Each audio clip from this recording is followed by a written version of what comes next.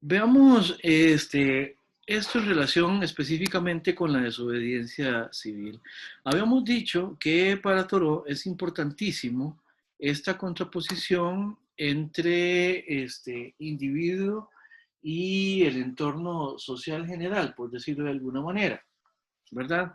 Entonces, recuerden que si una de las preocupaciones es cómo vivimos, como veíamos en la primera lámina de esta consideración, estas consideraciones que están en función de cómo se lleva a cabo la vida, pues obviamente la contraposición entre institución e individuo va a ser importante para Thoreau, ¿verdad? De nuevo, volvemos a ver al inicio, cuando Thoreau lo que dice es, bueno, el gobierno ¿qué? Si no gobierna es mejor, pero ¿por qué? Yo les preguntaba si Thoreau proponía que se eliminara el gobierno y la respuesta, efectivamente, Thoreau no lo dice, no dice eso. Dice que lo que necesitamos es un mejor gobierno, ¿verdad? Entonces, es evidente que Thoreau lo que está pensando es las cosas de manera alternativa. Entonces, vamos a ver.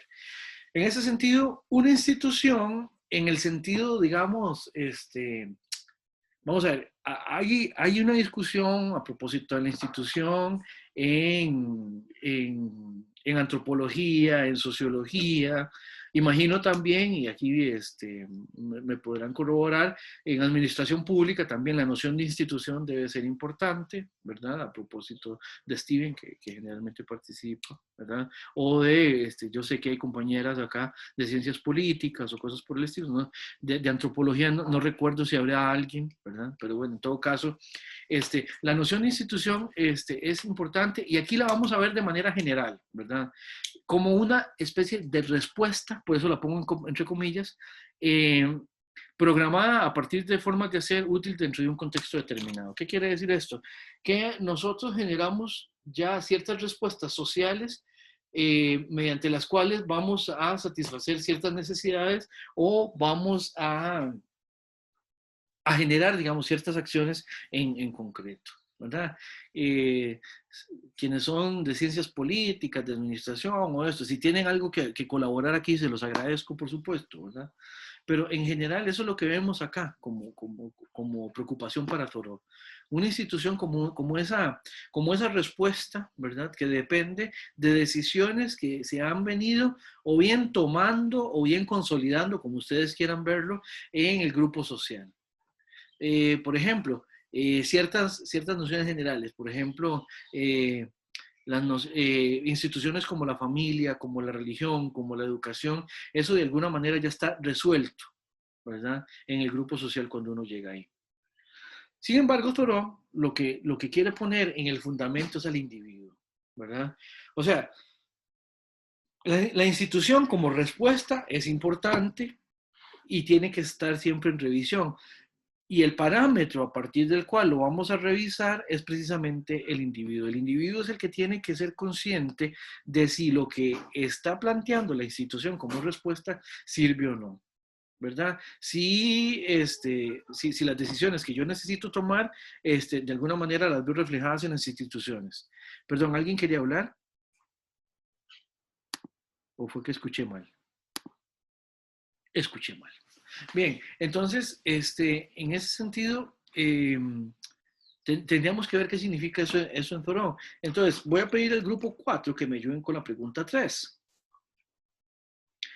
La pregunta 3 sobre que, perdón, Thoreau en algún momento dice, y cito, la única obligación que tengo derecho a asumir es la de hacer en cada momento lo que crea justo, ¿verdad? ¿Qué significa eso, esa justicia? ¿Qué significa esto de una revolución pacífica en Thoreau? ¿Y cómo le relaciona con esto de cuál es esa única obligación que tengo derecho a asumir? Entonces, ¿alguien del grupo 4? Bueno, nosotros pusimos... Ah, bueno, o no sé. No, está bien, usted está bien. ¿Segura? Ok. Sí, en mi barrio le dirían lléguele. Bueno, nosotros pusimos la revolución pacífica se refiere al acto de ir contra lo que creemos incorrecto e injusto, con el fin de ocasionar un cambio real en la sociedad. Sin embargo, este acto de rebeldía no necesariamente tiene que ser violento. La revolución inicia desde que nos negamos a pensar como el Estado nos dicta hacerlo. En el momento que dejamos de colaborar a que crezca la injusticia e iniciamos a contribuir con un pensamiento diferente. Esto se puede relacionar en la obligación del hombre, en que la obligación del hombre no es cambiar la sociedad ni el pensamiento de todo un pueblo. Sin embargo, sí lo es siempre, sí es hacer siempre lo que según su criterio sea correcto.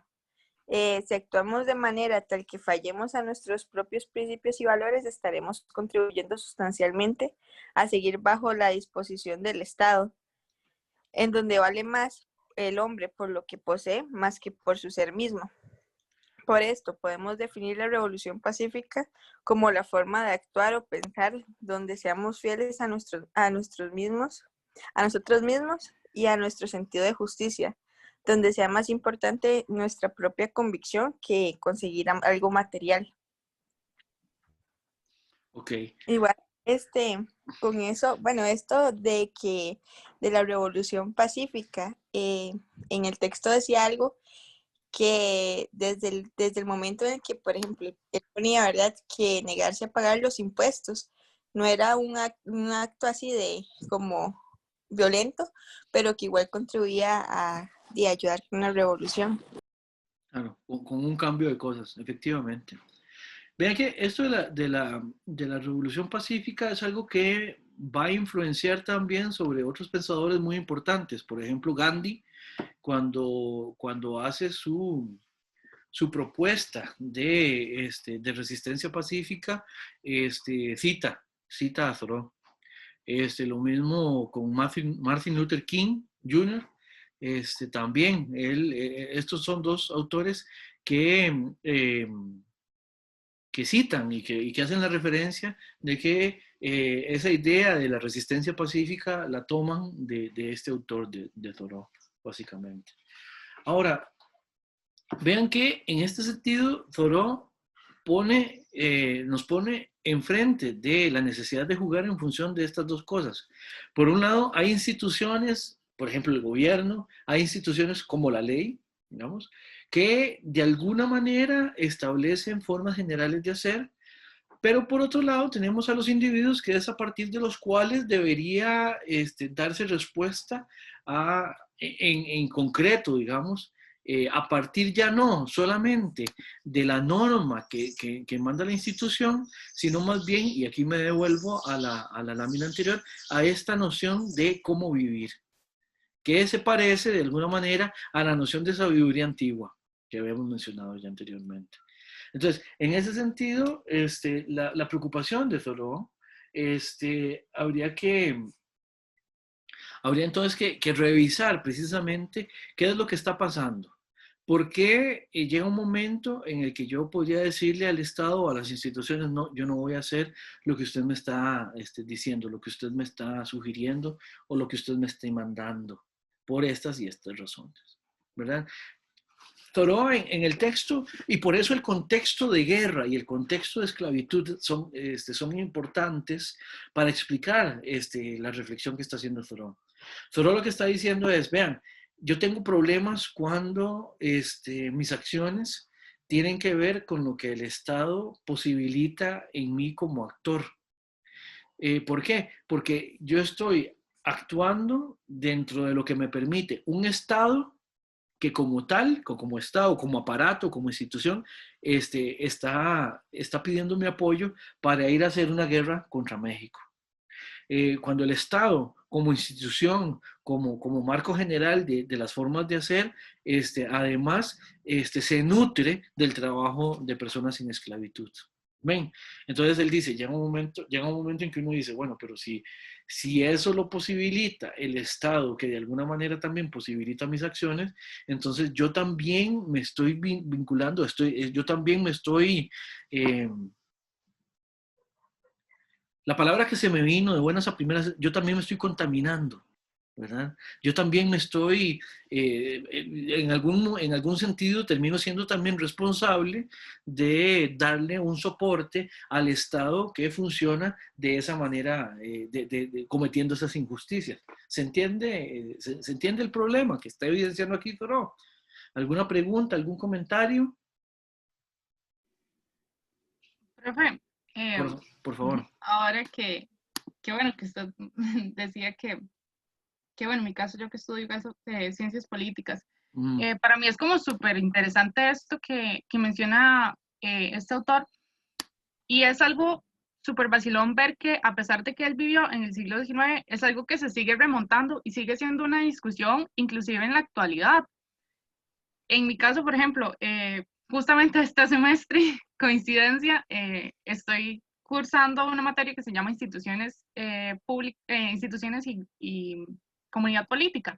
Ajá. Y es que es justamente eso, esto que menciona Thoreau sobre el individuo y la institución, tienen una relación tan estrecha porque son los dos componentes como tal de la comunidad política y de la sociedad como tal. Entonces, en cierta medida yo siento que las instituciones, pues sí, tal vez como los plantea Thoreau, son una respuesta que pues definitivamente está programada a las necesidades del individuo, pero también a veces juegan como una ambivalencia entre respuesta y representación.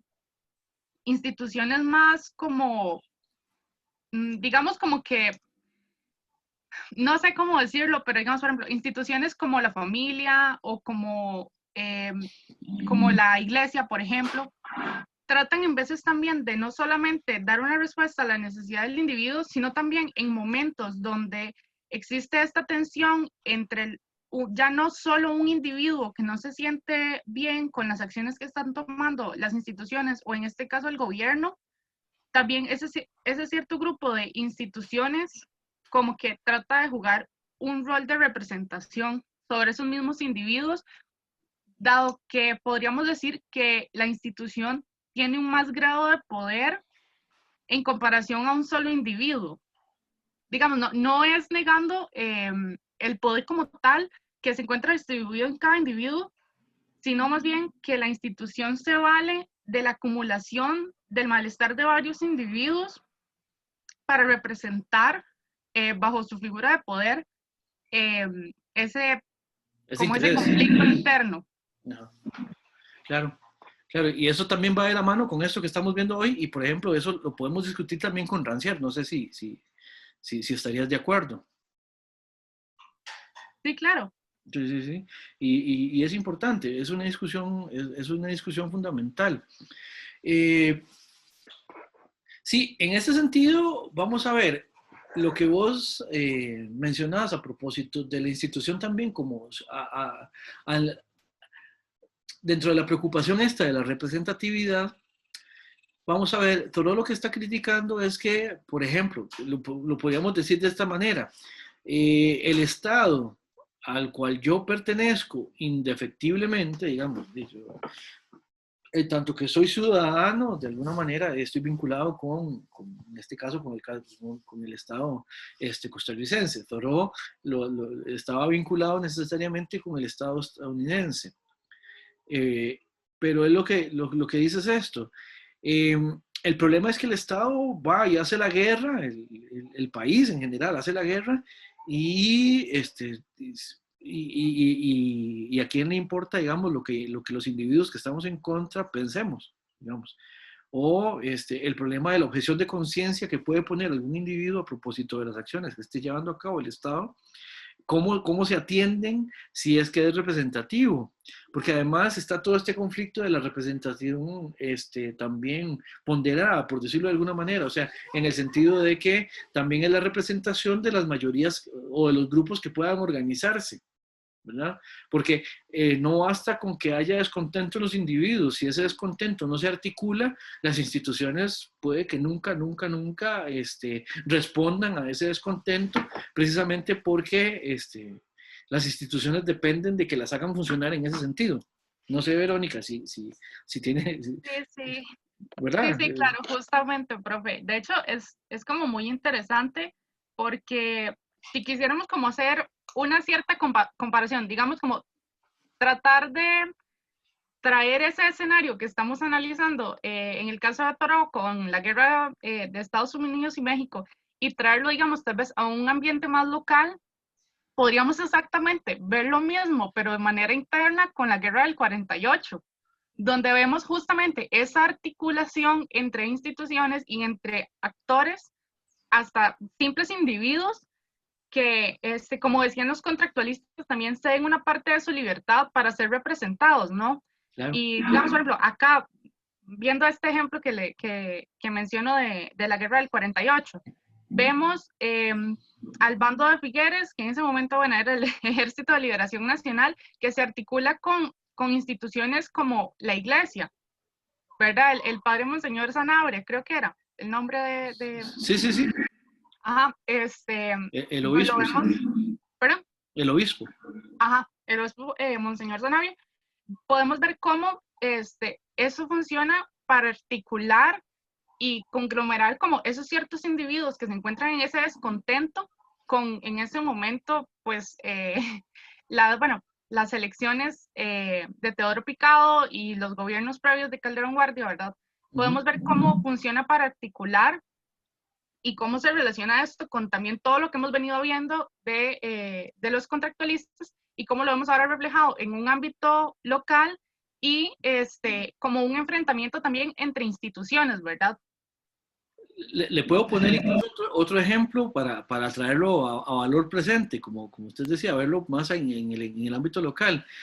Vea cómo la discusión actualmente a propósito del diálogo nacional, en este momento, este año, tiene que ver con problemas, por ejemplo, con qué tan legítimo es un grupo determinado. Por ejemplo, el grupo de Célimo Guido, el de Rescate Nacional, que les da mucho por decir que representan al pueblo. Bueno, ¿y por qué? ¿Y quién dice que lo representa? ¿Y cómo? ¿Y cómo se llegó, digamos, a esa representatividad, digamos, del pueblo en los bloqueos o cosas así por el estilo? Porque eso es algo que dice ese grupo. Y mucho de la discusión que ha habido últimamente, por ejemplo, con la Cámara, con la UCAEP, por ejemplo, incluso con ANEP, de este sindicato donde está, híjole, se me fue el nombre. Bueno, ahorita, híjole, ¿cómo se me puede haber ido el nombre? Albino Vargas. Albino Vargas, claro. Qué lagunazo, qué terrible, ya es noviembre.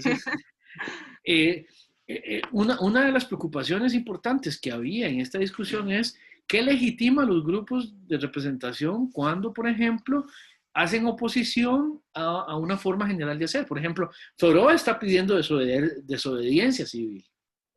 Thoreau está pidiendo desobediencia civil. El grupo Rescate Nacional, que se autodenomina como representante del pueblo, está pidiendo también manifestaciones, ellos dicen que pacíficas, haciendo manifestaciones en calle y cosas así por el estilo.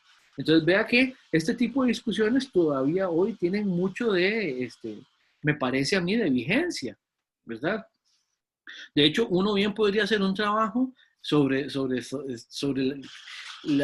aplicando, digamos, esto que está tratando de plantear Thoreau al contexto costarricense de los últimos 4 meses, y me parece que daría para un montón de posibilidades, digamos.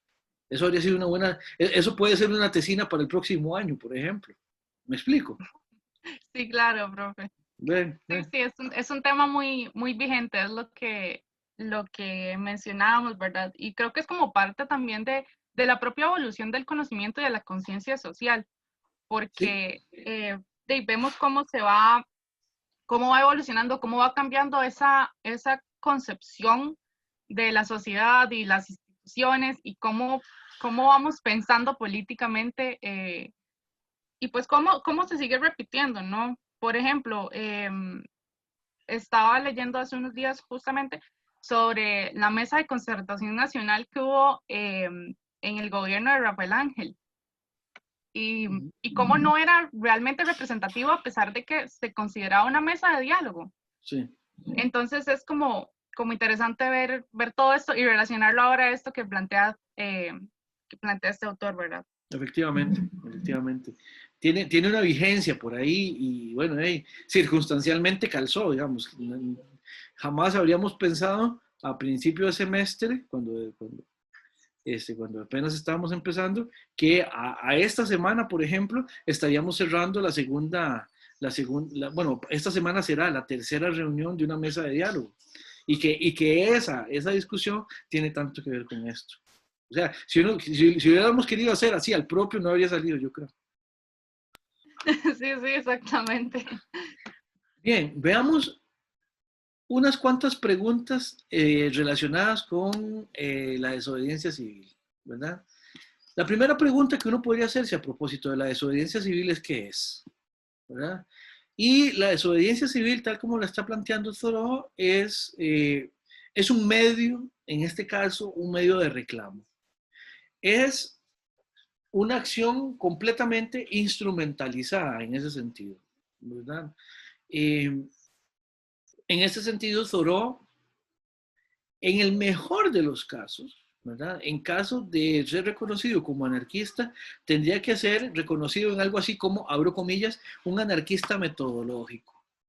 ¿Por qué? Porque, digamos, ya los movimientos anarquistas más de mayor fuste, por así decirlo, que lo que quieren es cambiar el tipo de gobierno que se está dando, los movimientos anarquistas más duros en ese sentido, lo que quieren es conseguir otro estado de cosas, otra manera de organizar la vida en relación con lo que ha venido pasando, ¿verdad?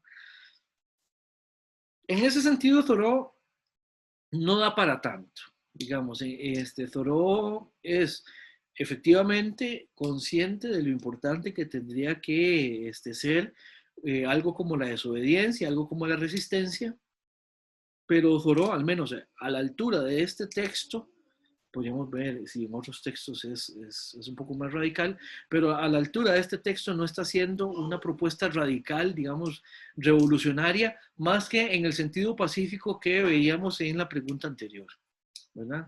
Entonces, ¿qué es desobediencia civil? Bueno, la desobediencia civil es una forma de protesta, ¿verdad? Donde efectivamente se incumple con lo que dice alguna norma en relación con algún mandato en específico, precisamente para evidenciar un descontento y para, en ese sentido, tratar de generar como reacción un cambio en aquello que está generando el descontento, básicamente. ¿Cómo la podemos delimitar? ¿Cómo la entendemos? Bueno, precisamente a partir de lo que la genera, que es el descontento, ¿verdad? Difícilmente si alguien está contento con las normas, si alguien dice, no, el Estado es justo, ¿verdad? El Estado está haciendo todo como debería. Difícilmente, si la gente tuviera esa percepción, difícilmente la gente va a decir, pero hay que ir en contra del Estado, ¿verdad? La desobediencia civil surge precisamente porque hay un descontento, porque llega un momento en que la institución está, o las instituciones, o las normas, están lo suficientemente alejadas de los individuos como para que ya estos no puedan reconocerse en ellas, como para que ellos puedan decir, no, esto realmente no está aportando o en mucho o en nada, ya, en la consecución de mis objetivos de vida. En la satisfacción de mis necesidades, ¿verdad? No hay una única manera de hacer desobediencia civil, ¿verdad?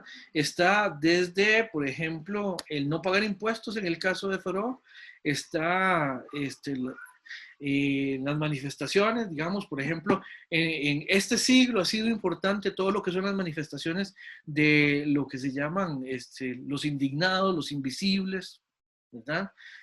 Tiene que ver también con movimientos que vienen desde finales del siglo XX, con todo lo que es estas primaveras de las que se hablaba, la primavera árabe, digamos, ese levantarse de algunos movimientos que terminaron siendo realmente importantes. Bueno, son movimientos que inician como instancias de desobediencia civil, efectivamente. Algunos de ellos incluso llegaron a ser ya movimientos incluso revolucionarios en el sentido de que incluso terminaron deponiendo gobernantes, y no solo por deponer gobernantes, sino también porque generan también un cambio institucional en el sentido de que ahora se va a hacer las cosas de manera distinta.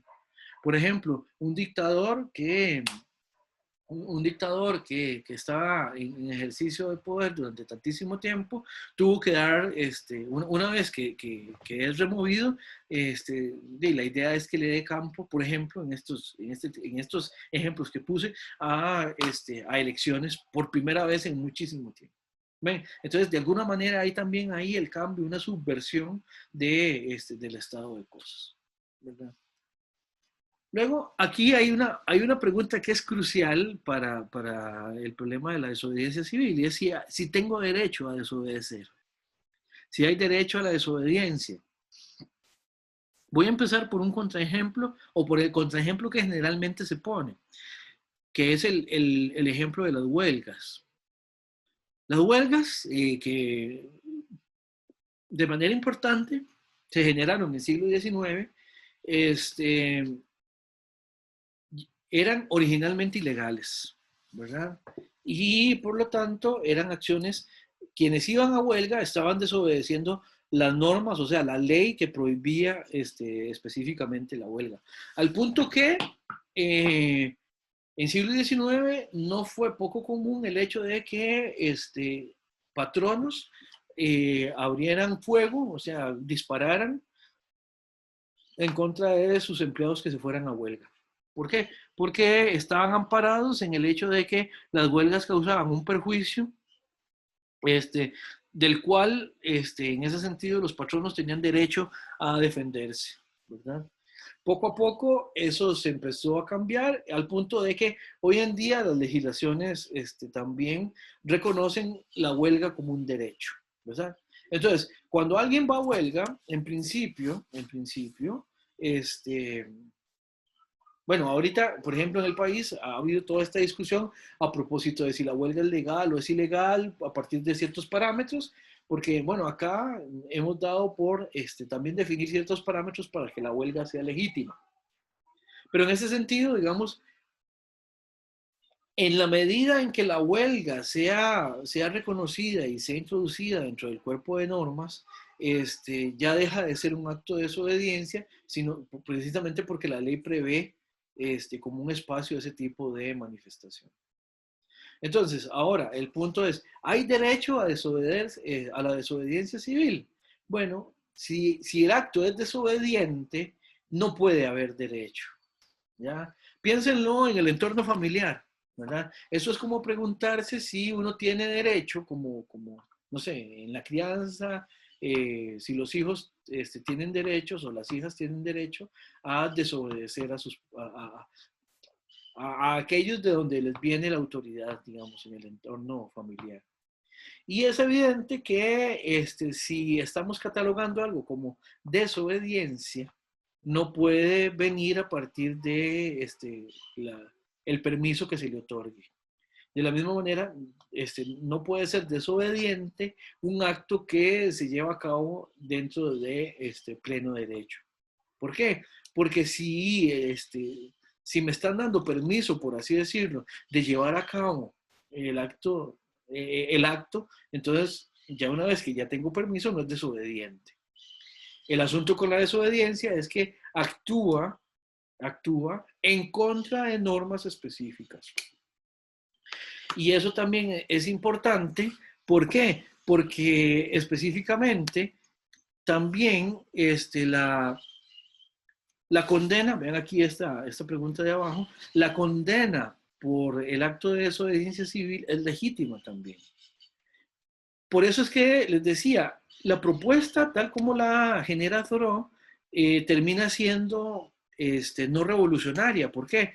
Porque para uno decir que está en desobediencia, entre otras cosas, tiene que estar dentro del ámbito de acción, del ámbito de poder de aquel que manda. Voy a hacer un ejemplo para clarificar esto, ¿ya? Esto es como cuando un adulto cualquiera o una adulta cualquiera le llama la atención también a un niño o a una niña cualquiera en la calle porque esté haciendo algo mal. Qué sé yo, un niño que de pronto, no sé, empiece a tirarle piedras a una ventana o un niño que de pronto, no sé, tire la basura en la acera, por decir algo. Si un adulto random, digamos ahí cualquiera, le llama la atención a un niño también cualquiera, random, ¿verdad? Muy probablemente el niño le dice, ¿y usted por qué me dice nada? ¿Acaso que usted es mi papá o mi mamá como para que me mande? ¿No? Precisamente en ese sentido, el niño no cuando los niños dan esa respuesta, que es factible, ¿no? Lo que están diciendo es que no están viendo cuál sea la línea de mando, cuál sea la línea de que ese adulto se convierta legítimamente en una fuente de coerción para él, ¿verdad? Voy a poner otro ejemplo. Por ejemplo, quienes no profesamos fe religiosa, quienes no somos creyentes, por ejemplo, no nos podríamos definir como desobedientes a los mandatos, digamos, de un líder religioso. Por ejemplo, yo no desobedezco al Papa, ¿verdad? ¿Por qué? Porque el problema de la obediencia o de la desobediencia en mí no aplicaría en tanto que yo estoy fuera de la institución dentro de la cual el Papa manda, ¿verdad? Al no ser yo católico, yo no tengo ningún tipo de relación, digamos, no estoy introducido en ningún tipo de relación jerárquica con el líder de esa institución, en este caso religiosa, ¿verdad? Por eso yo no, propiamente hablando, yo no desobedezco al Papa. En relación con la desobediencia civil, la desobediencia efectivamente, vean que reconoce la institucionalidad, la reconoce porque la desobedece. Es como tenso esto, es como contradictorio, por así decirlo. Pero el punto es este, yo no puedo desobedecer lo que no manda sobre mí, así de sencillo. Si algo no manda sobre mí, yo actúo en contra de lo que en contra de lo que ese algo dice, realmente no estoy desobedeciendo. ¿Por qué? Porque no hay una línea que tenga que ver conmigo, que me toque a mí.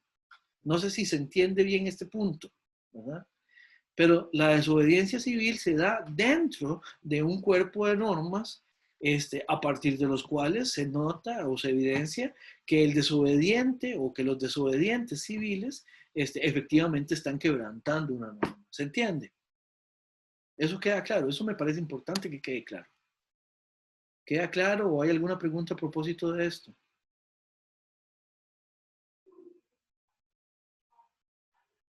Bien, ahora entonces le pediría ayuda al grupo, a ver,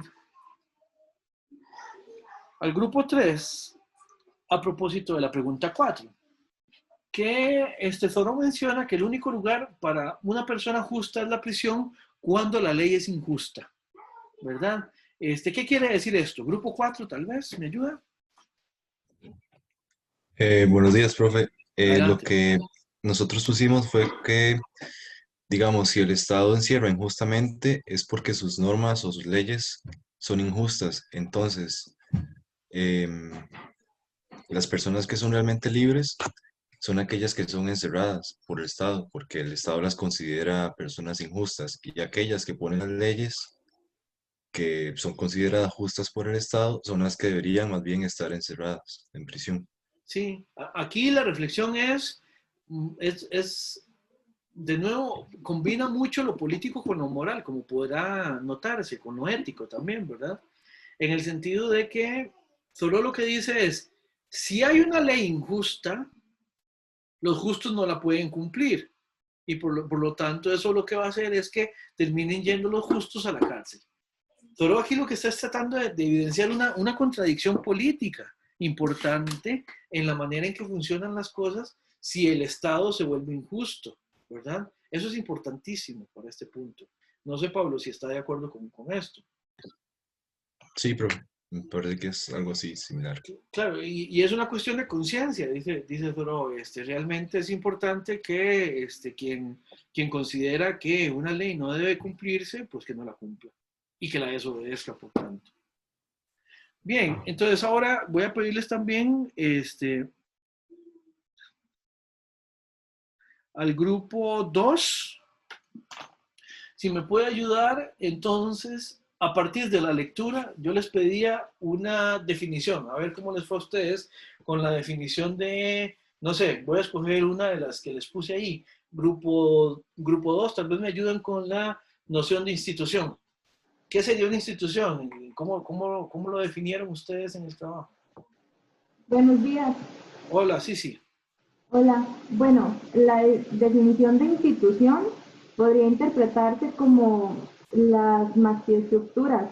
Bueno, es decir, como los entes legitimados que conforman la parte de la realidad objetiva en la que nosotros interactuamos. Incluso, bueno, las instituciones poseen gran parte de la autoridad y del juicio moral, y de ello se ramifican ciertas conductas y roles sociales que ya en la realidad objetiva son interiorizados.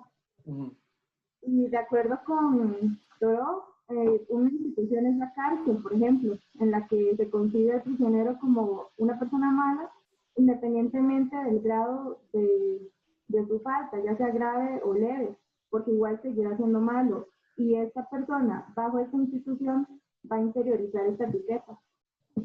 Evidentemente. Bien. Sí, en general es como una estructura de acción, ¿verdad?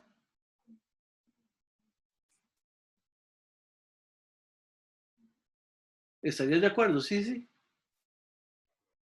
Sí, efectivamente. Incluso, bueno, yo antes había puesto en el chat, tal vez no lo leyó, que por la autoridad que tienen, intentan también tener o prevalecer el orden social ante cualquier rompimiento o desobediencia civil, va a reaccionar como con temor o va a verse como una amenaza.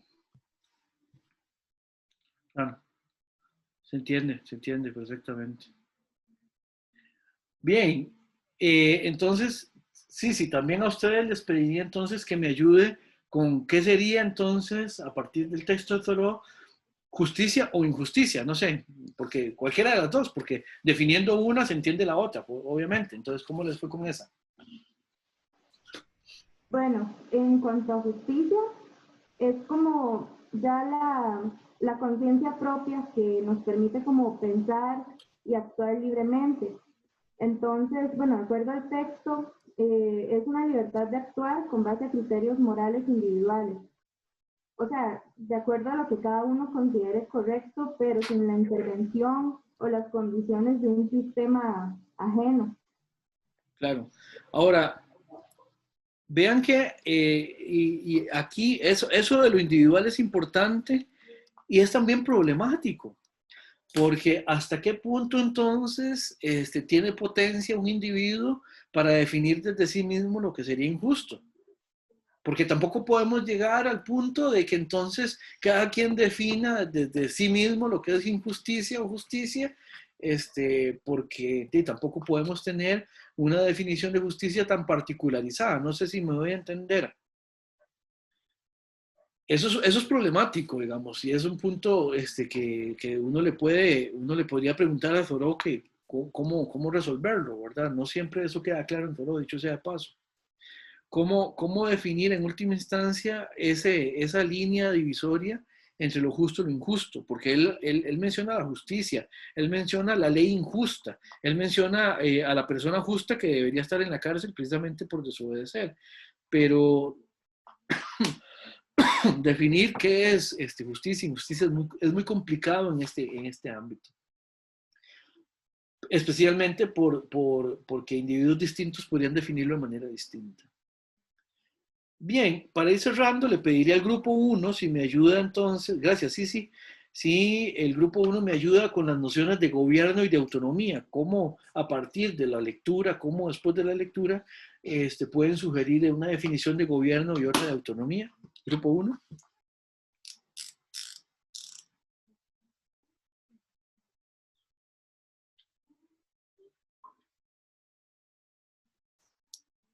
Grupo 1, hola.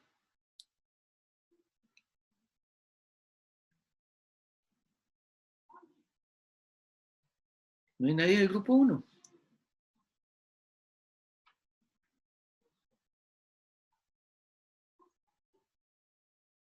Ok. Vamos a ver, en principio entonces, obviamente, la noción de gobierno se relaciona con la noción de institución de manera muy cercana, ¿verdad? Obviamente, la definición general de gobierno tiene que ver con esa institución que de alguna manera representa la autoridad dentro de un grupo social determinado, ¿verdad?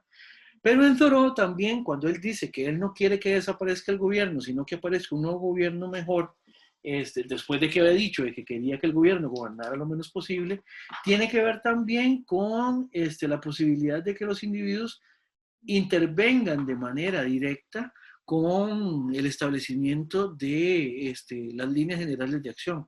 O sea, cuando Thoreau dice que un mejor gobierno es lo que vamos a tener cuando todos estemos preparados para ello, que lo dice en algún momento en el texto, es lo que está desconfiando en el hecho de que si los individuos son potenciados adecuadamente y son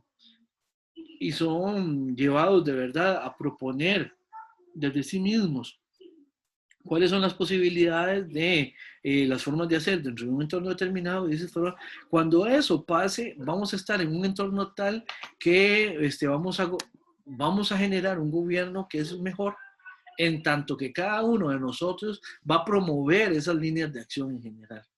En ese sentido, hay una beta bastante utópica en Thoreau, lo podrán ver, ¿verdad? De que precisamente hay que siempre estar de alguna manera remontando, yendo más allá de lo que las instituciones proponen, por decirlo de alguna manera, en general.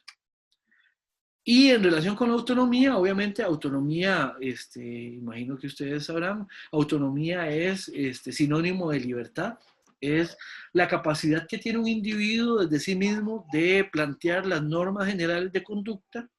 Y obviamente, en el caso de la desobediencia civil, esto es importantísimo, porque es evidente que los individuos se establecen a sí mismos, o mejor dicho, que Thoreau evidencia la importancia de que los individuos se potencien a sí mismos como los fundamentos de la acción.